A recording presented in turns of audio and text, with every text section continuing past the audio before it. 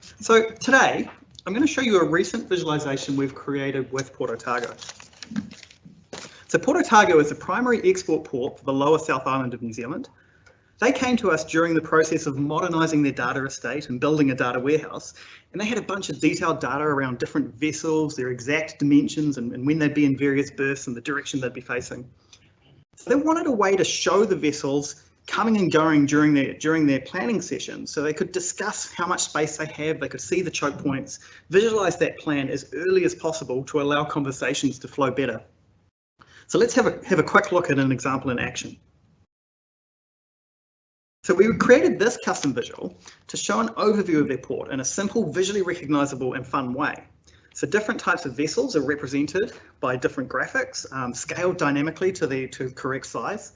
You can zoom in. I timed this video with my voice when I'm speaking a little fast. Yes, you can zoom in, pan around, you can visualise different data sets, play with various what-if scenarios.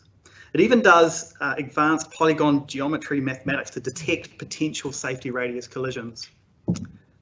And then we also created the play axis, so you can see the port over time. And this can be set on a loop on a large dashboard displays all around the port.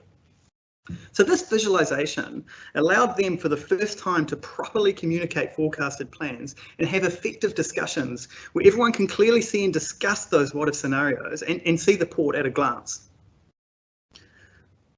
Presenting data in a simple, effective and visually attractive way makes it easier for people to understand your message, and it gets people to actually react to your data earlier, saving your business time and money.